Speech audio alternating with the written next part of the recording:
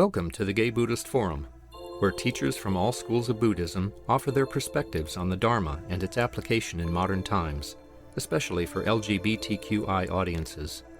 These talks are offered freely to the world and made possible by appreciative listeners. If you would like to support our efforts to share the Dharma with underserved audiences, please visit gaybuddhist.org. There you can donate, find a list of upcoming speakers, or enjoy many hundreds of these recorded talks dating back to 1996. Again, good morning. Welcome to the Gay Buddhist Fellowship. We use this opportunity to introduce ourselves to each other. My name is Howard. And Larry. Douglas. Paul. Todd. Carl. George. Lassiter. Aaron. Pam. Babette. Kay. David. Greg. Ken. Ann. Alza. Jack. Mark. David. Jim. Gary. Tom. Jim. John. Mark. Dean. Bob. David. Jay. Howard. And Mike. Oh. Yeah, the first will be last, mine.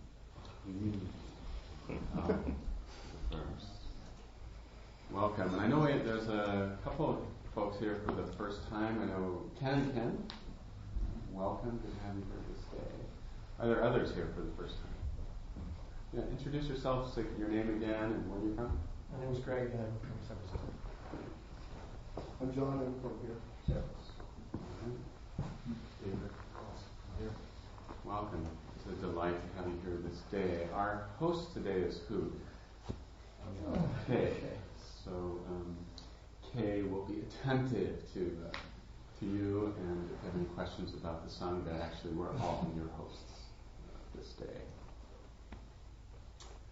Wow, what a privilege to have with us Howard King, someone who's walked many a path of the Gay Buddhist Fellowship in the past and certainly in spirit that continues to walk with us. I have a photograph of you on my altar. I am honored. And certainly we share a delightful first name together. when Howard was practicing here and I was practicing, he was Howard 1. I was Howard 2. But Howard 1 means the elder. Yes. And By with far. That, great wisdom. But the photograph startled me because I had received it in the middle of summer. And I got this picture and I didn't quite recognize it. There was this man in this bright red, fluffy down jacket, big white hair and beard, and I thought, who's sending me a Christmas card in the middle of the summer? And I squinted and, that's Howard King. Oh, and that's our fall retreat. And the picture came to me at a time of real suffering in my life journey, and it was a great source of nourishment, relief, comfort. You symbolized the Sangha to me in that time, so I'm grateful for it. So today you share with us some of your journey, certainly your movement into shamanism, and hopefully some links between that tradition and Buddhism, however you feel you want to lead us. Welcome this morning. Thank you.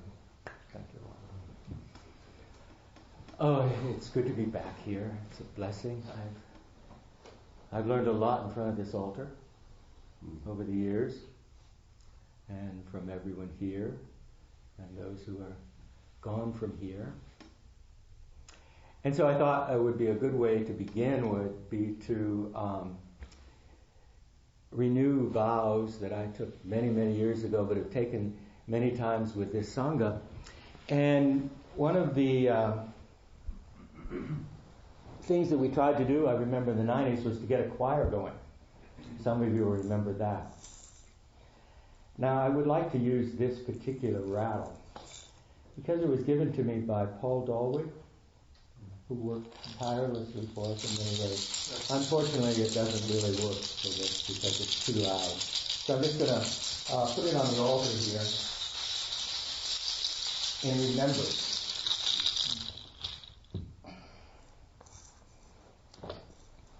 And I think before we begin that, what I'd like to do in the shamanic traditions of which I'm a student, before we begin, we always smudge ourselves off with a incense that comes from the region. Now these particular sticks are created at Shasta Abbey, a coming together of shamanism and Buddhism. So if you just pass this around, and if you'd like to just smudge yourself off with it, it cleanses your air. And while I'm doing that, I just want to take you, and anyone that would like to join me, and anyway, if you've taken the vows already, the refuge vows, just reiterate them for you. And this is what we were starting to do in the 90s. I take refuge in the Buddha, the one who shows me the way in this life. Buddhadharma, Buddhadharma, Buddhadharma. I take refuge in the Dharma, the way of understanding and love. Dhamma, Namo Dhammaya, Namo Dhammaya, Namo Dhammaya. I take refuge in the Sangha, the way of understanding and love. Namo Sangaya, Namo Sangaya, Namo Sangaya. Ho. I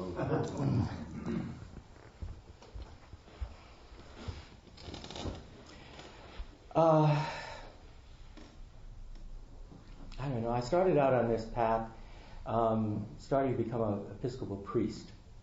This was back in 1956.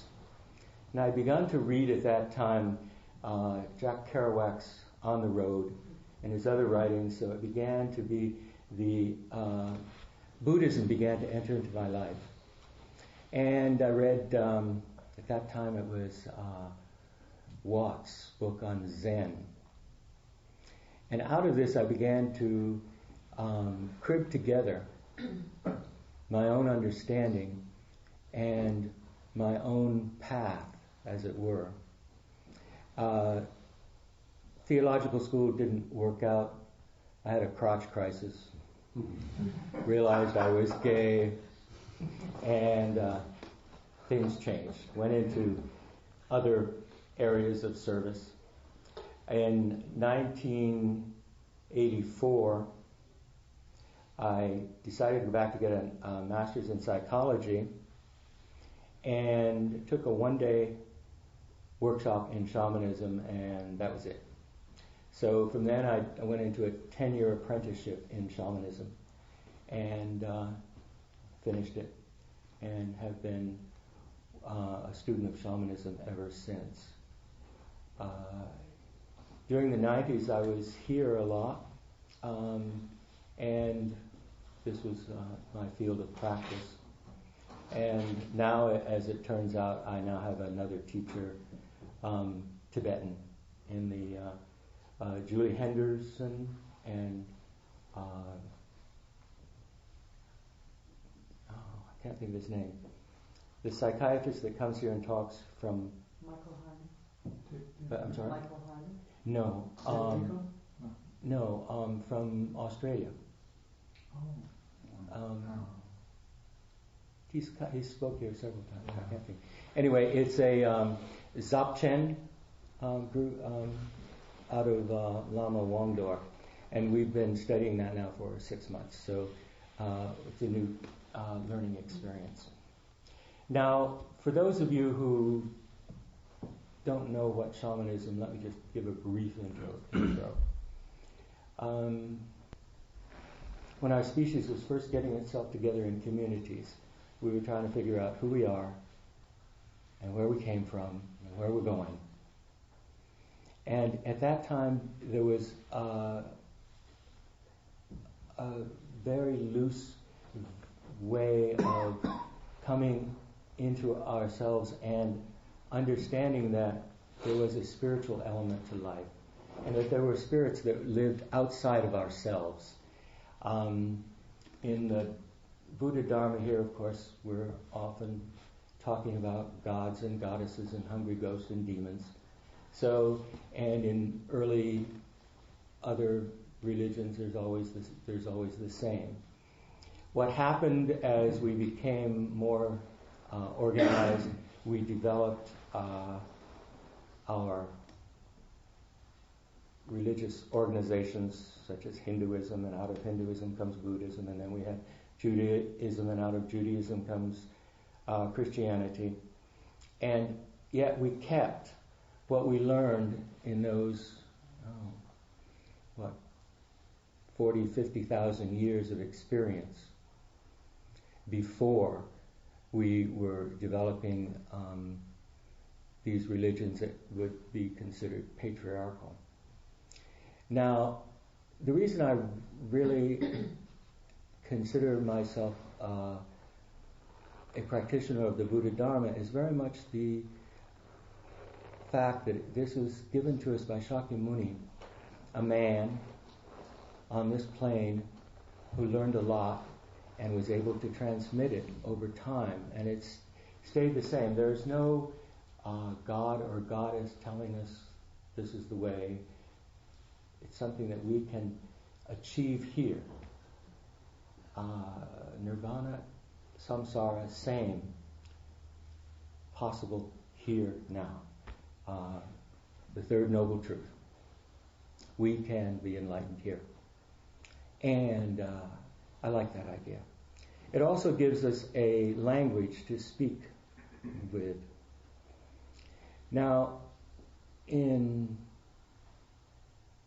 1964, a decision was made among the native shamanic practitioners from North and South America, with some people coming from Asia, to welcome into their ranks for training white people who are not born to the tradition. The reason is because the genocide was so great, and as it continues today, and there were no young people within the traditions, so they wanted their traditions to continue.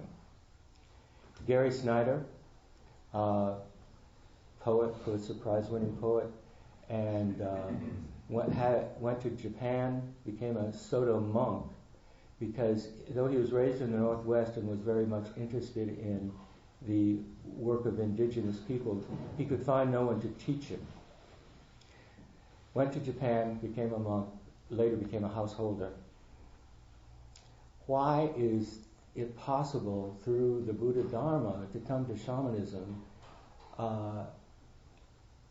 And the answer is very simple: because of the meditation practices. What we did here together this morning for a half hour is the basics.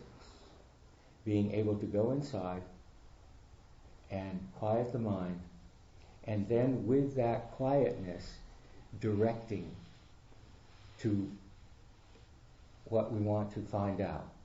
So it's all a question of, in the beginning, intention.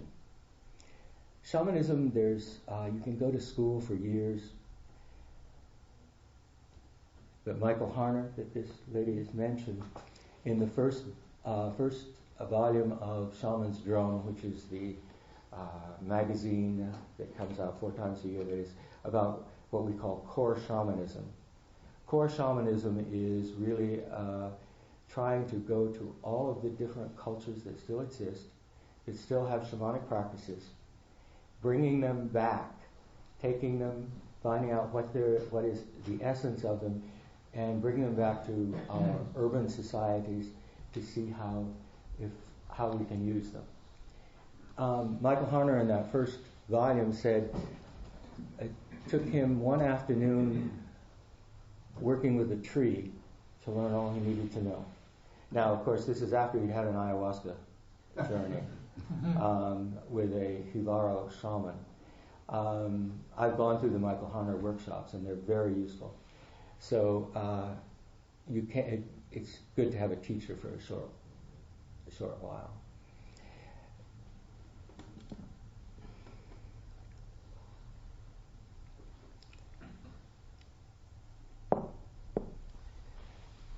One of the reasons that I continued with shamanism when I started was because I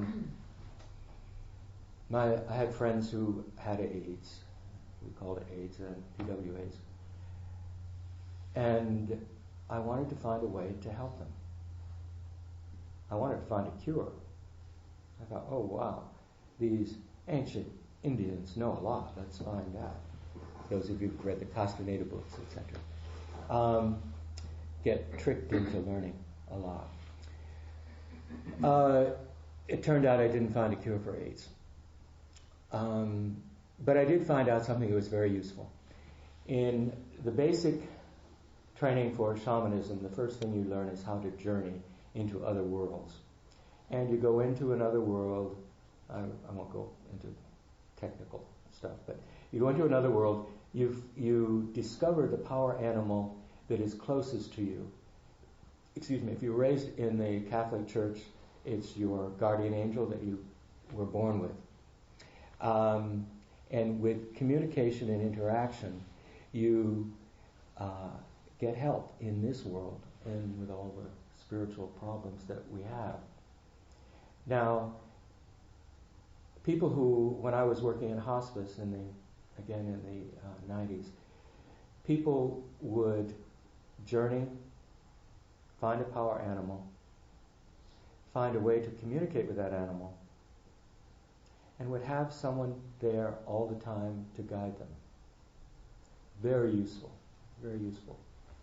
Without going much deeper than that, though they could have, they were given helper in their going out. So the ways of the shaman are very useful and practical ways. There's not a large ideology, a philosophy, except when, of course, you start talking to anthropologists who are trying to organize reality. Doesn't work that way much. So I have a hard time talking about it because how do you talk about, you can teach someone how to ride a bicycle, but it's really very much in the doing of, it's in the practice of it that the knowledge comes. Whatever I say about it to someone isn't going to mean much unless you've done it. Now, it's going to mean a lot to all of you because you have actually done it. Just this morning, sitting there, you've gone to that place where, with intention, you can find out a lot of information about yourself, about your world, about the Dharma. I mean, if you want to know what the Buddha is thinking about something, go ask him. The availability is there. And that's why, the Tao that can be spoken is not the Tao. The Buddha Dharma that can be read is not the Buddha Dharma. It's deeper. And as all of us who practice know. Now, I thought what I'd do is, we have time, what I thought I'd do is take you through a small journey. And this would be for those of you who want to, or I recommend it for everyone, because you can always say, no, I'm done with this. This is not what I want. This is not what I came for into the Buddha Dharma. It's not useful. So if it's not useful, discard it. I know how it goes. And there are three ways you become a shamanic practitioner. You're called by spirit. Someone else says we want you to be the shaman for the group, so therefore you're going to get this training, and hopefully they've chosen correctly. I like the way the Apaches do it. They put a small child down, and on the right side they put all the bows and arrows, and on the left side, and on the right side they put the cooking utensils, and then they set up a large fire and yell fire, and the child has to run out. And what does he take with him? Does he take the cooking stuff or the bows and arrows? And depending, if he's a boy and he takes the cooking utensils, they figure, aha, this is someone who can take care of all of us. So he becomes a shaman. And if it's a girl, it would be the opposite. Because among, at least as far as we know through the anthropological studies, 80% of all the native indigenous tribal people here had a job, a social position for all the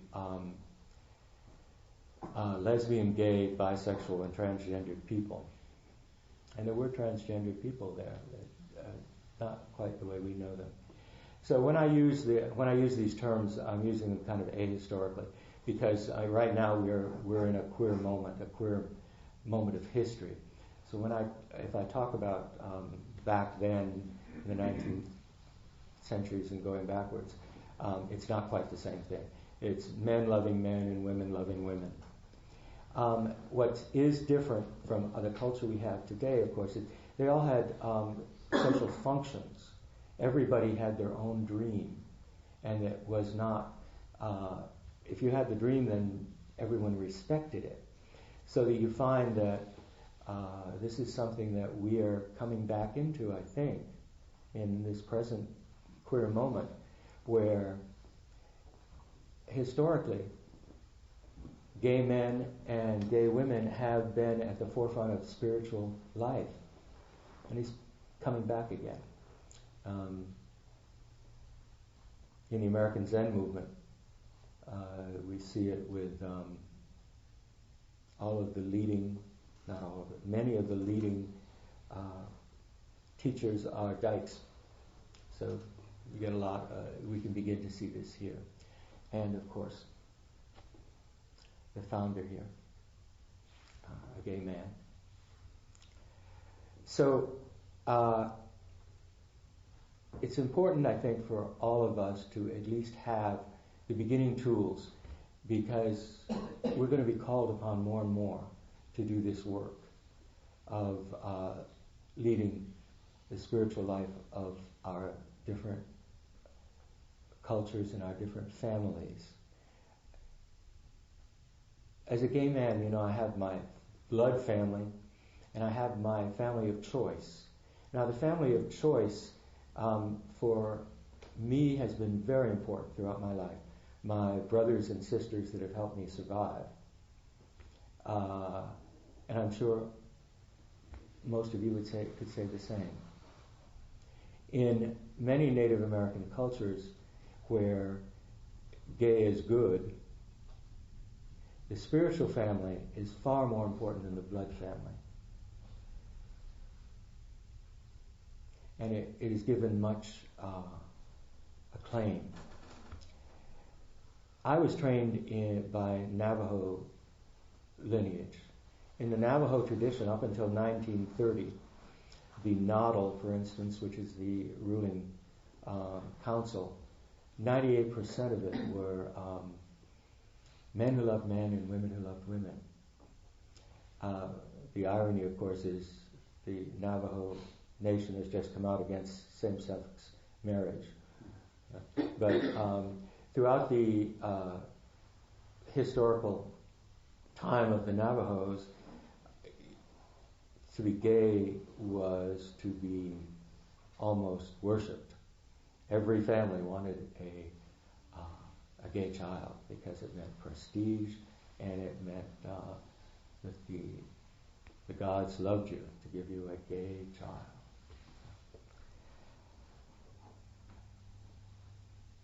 So let's do a small introduction. If everyone just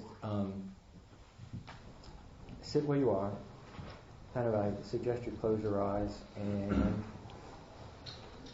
ground yourself by taking some deep breaths.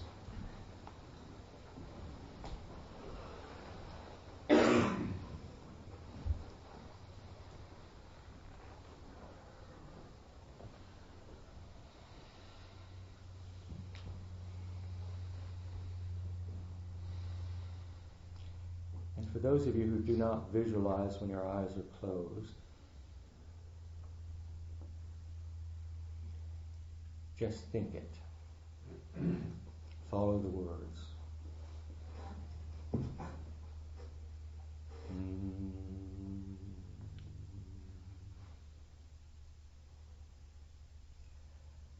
Find a place where you can go down. Visualize yourself. There's a hole in the ground. There's a hole in the tree. There's a hole that you're digging. And go down that hole.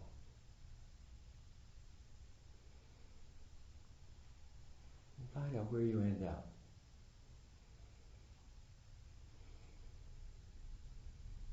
And you can fly down that hole, you can walk down that hole. You can be there instantaneously. And look around you.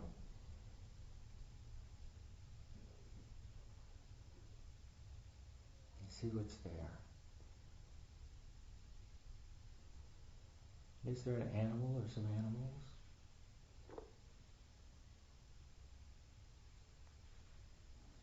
And do you feel it close or connected to one or another?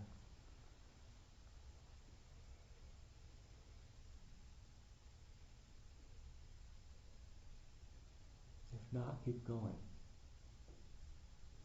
Walk, fly.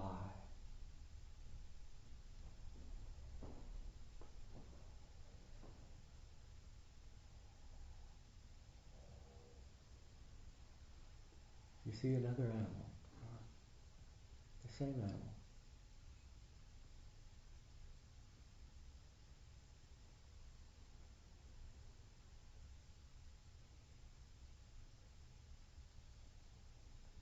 Communicate with the animal. This spirit that you've met.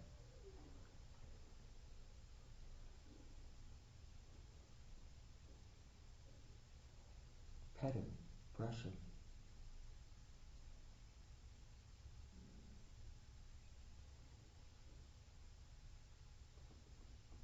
Tell him about yourself.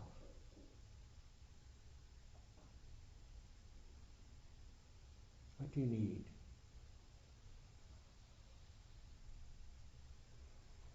What are your hopes?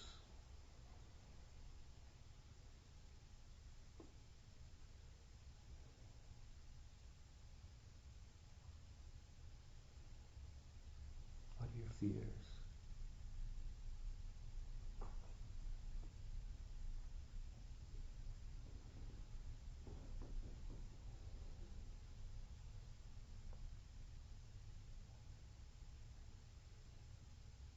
Tell him what you love.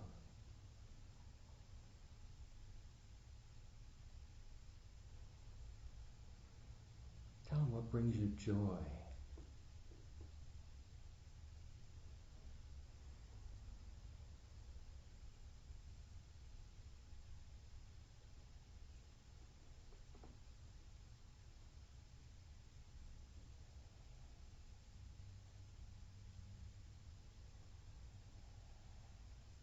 See if spirit likes to be tickled.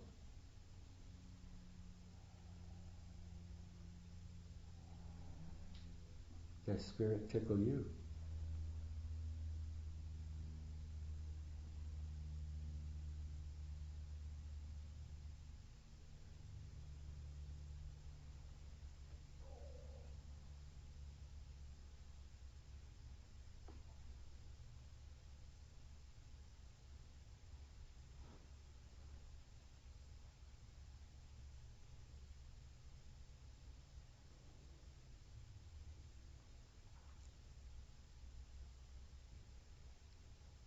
find a way to say goodbye.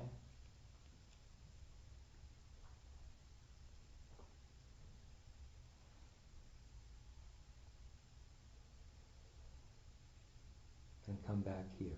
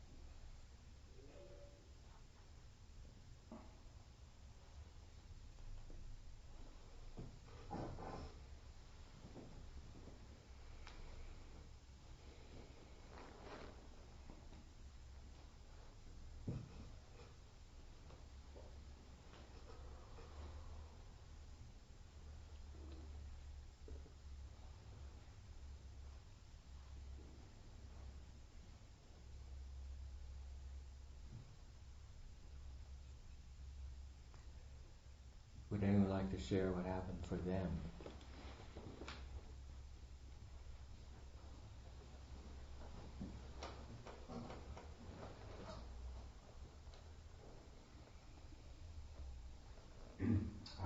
I went down a hole in a tree and through the ground into a vast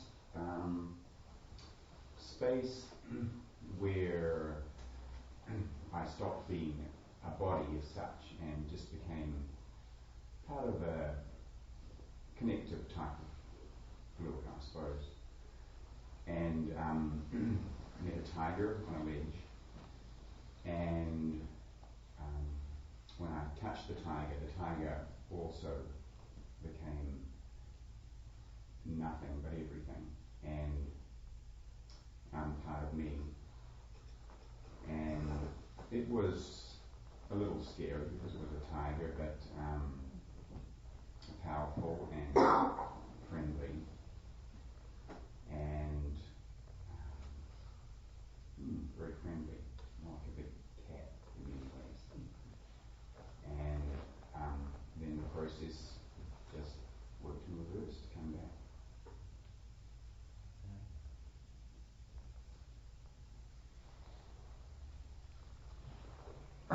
Well, yeah, when you first start to dig a hole in the earth, I immediately thought of something like hellfire or something. But when I dug the hole, what I actually did was went down to the molten core of the earth. And then when you said find an animal, I thought, what am I going to find here? Because all there was this molten core there. And but then the idea of the phoenix popped in my mind.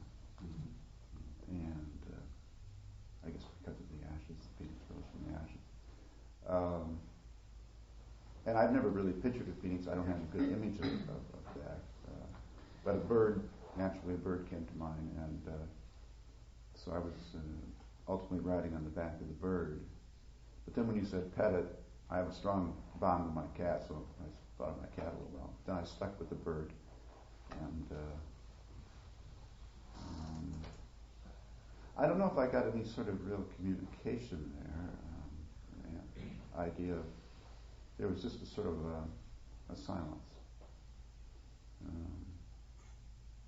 But the bird was friendly, the phoenix was friendly.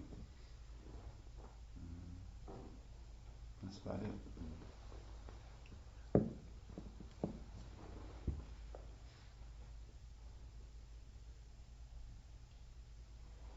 Yeah, I met my old friend Bear. I was introduced to over Thanksgiving weekend at a sweat lodge, and we went to dance bear in a bear skin. And I was at the same place, which was this just sparkling Sierra Nevada rock ledge and meadow trees, big vista over maybe a lake in the distance. And just really communing with this guy, and he's independent and yet very connected with the other animals, and very much in favor of that community of all the animals, but very, very strong guy too. And he's connected for me to the stars. I'm always looking at the stars at night, and there's a Ursa Major, it's huge, actually, full constellation is huge, and, right there at the North Pole, North Star. Anyway, I'm really happy to have encountered that kind of grounding animal energy as I stroke my bearish views. Thank you. Anyone else? You can hold it. I mean, it's not something that needs to be shared.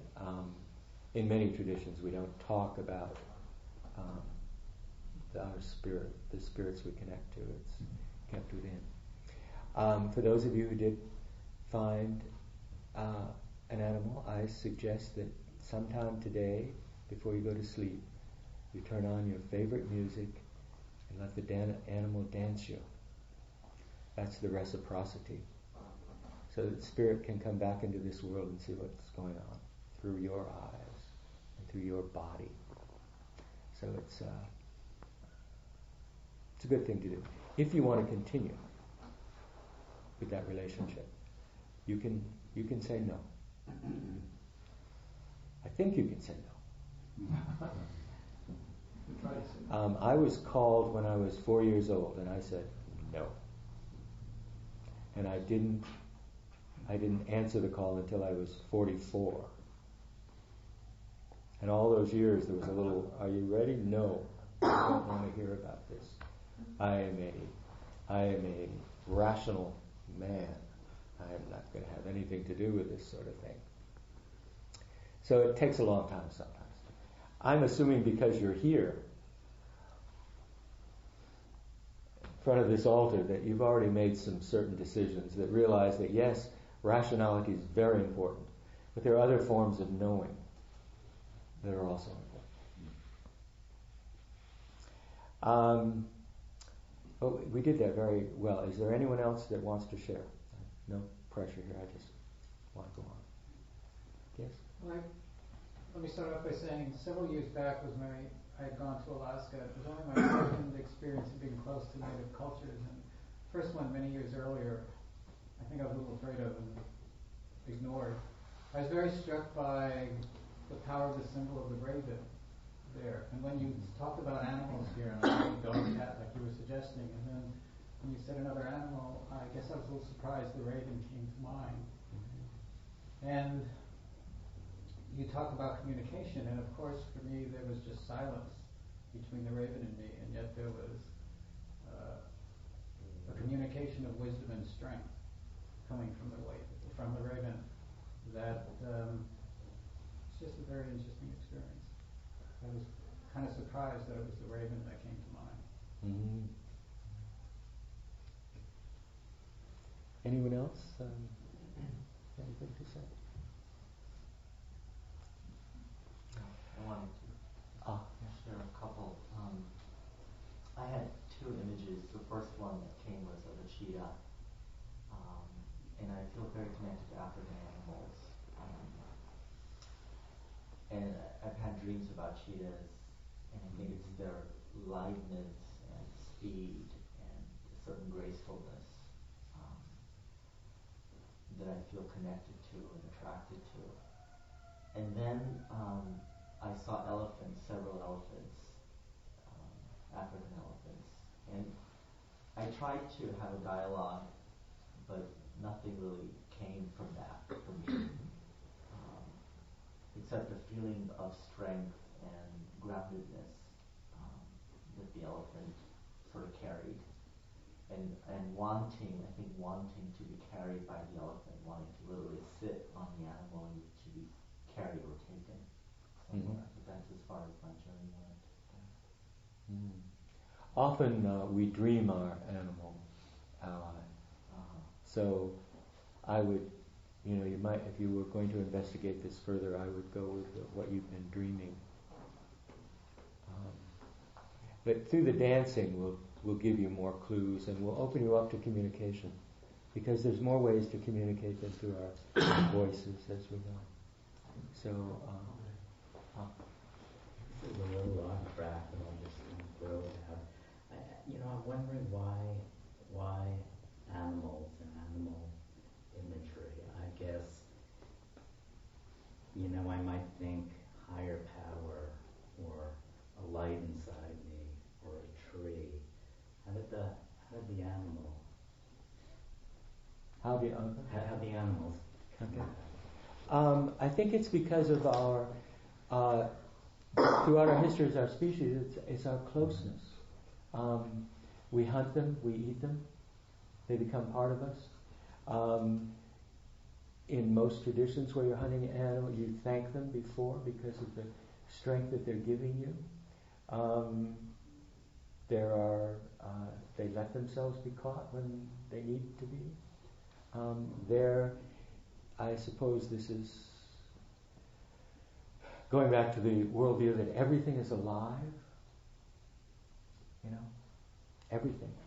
And so everything is aware.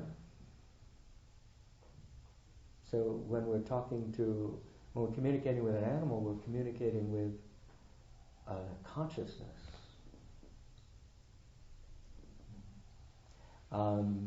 In the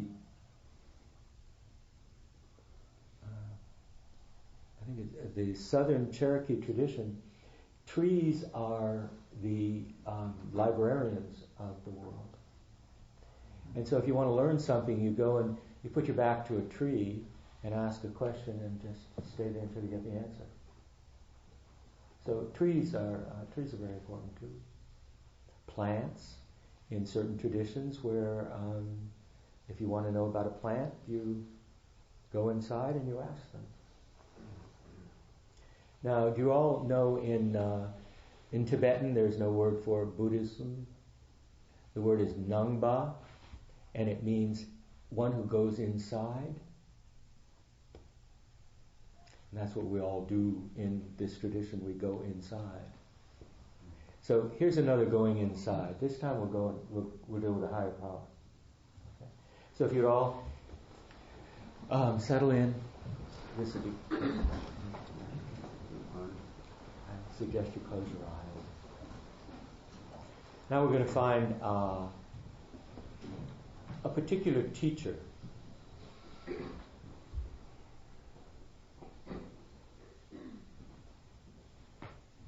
And for that we're going to the upper world.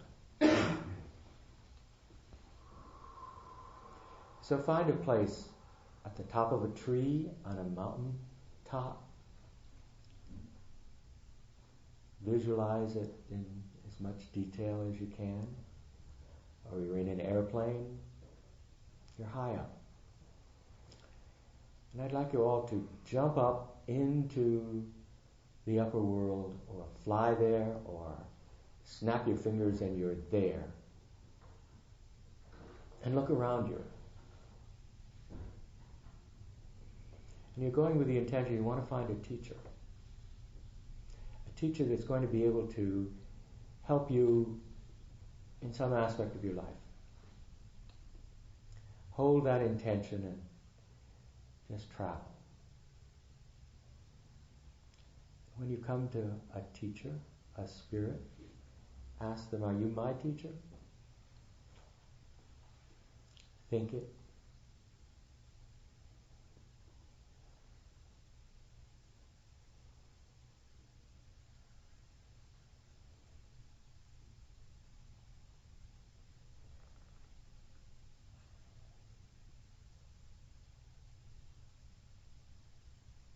When you find that teacher, communicate. Ask for the help you need now.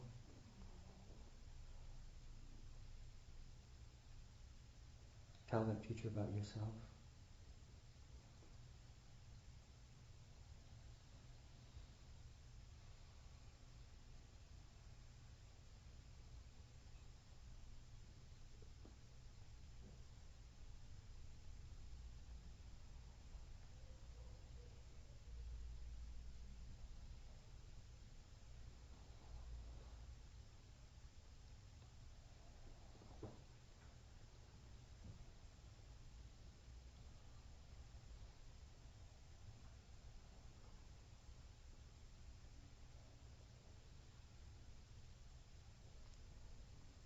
You might ask that teacher,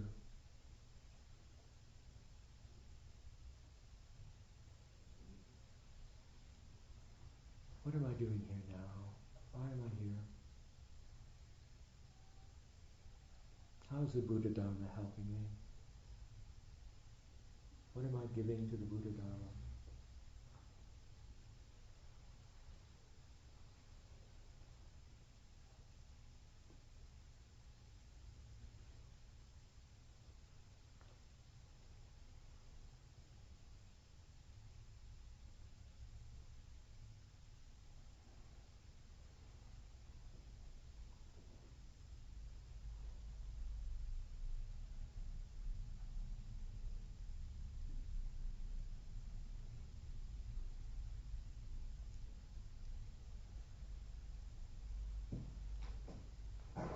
It's time to say goodbye. You might want to set up another appointment if you'd like to come back.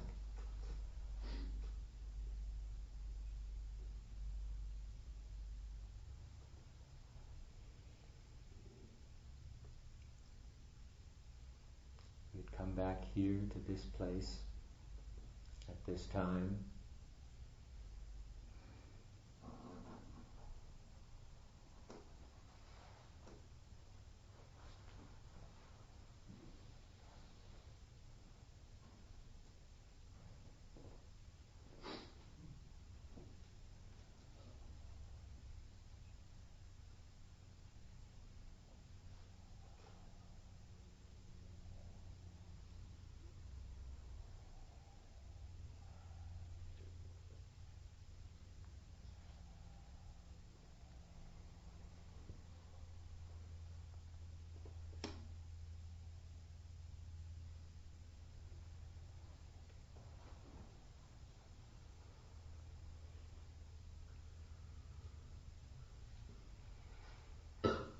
Would anyone like to share?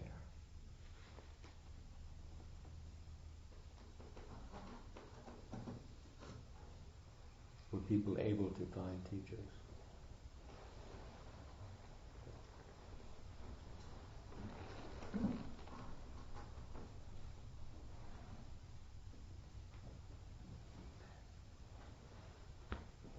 That was wonderful.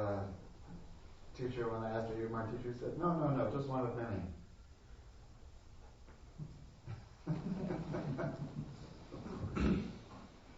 Very kind. Don't get stuck on the image of one. For you. Good. I saw the Buddha, golden, floating in space, but he didn't say anything. He just looked like he does there always, which to me meant his silence was actually saying, just read what I said and see if it works. Mm-hmm. Yes. Beautiful.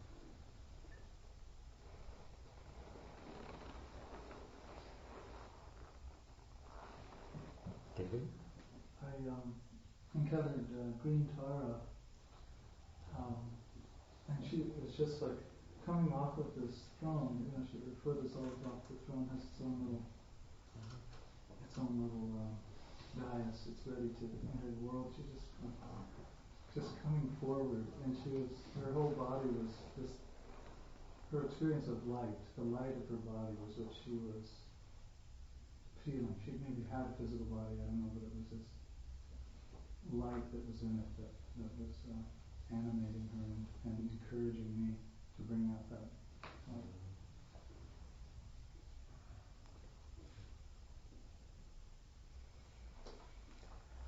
Okay, I want to thank you all for being here and doing this with me.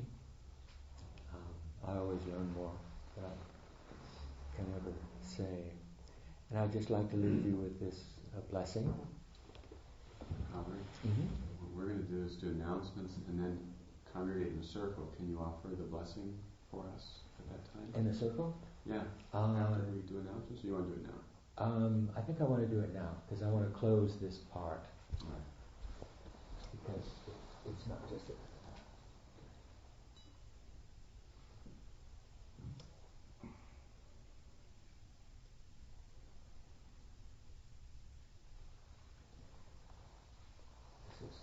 more of a memorial blessing to for Paul.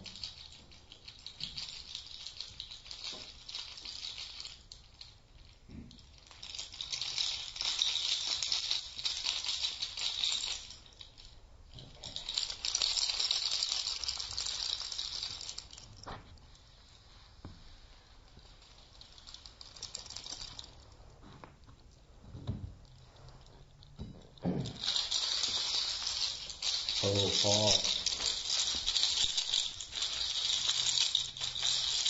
Buddhadharma.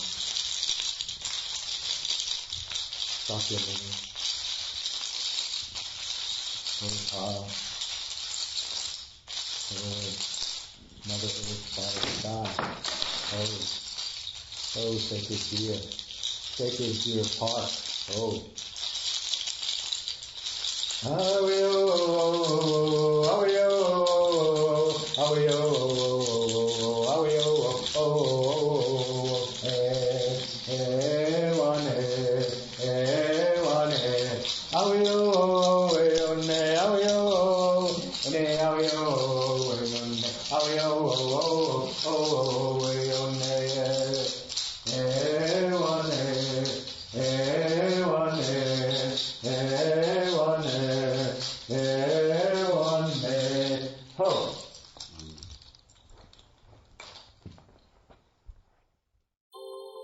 Thank you for listening to the Gay Buddhist Forum.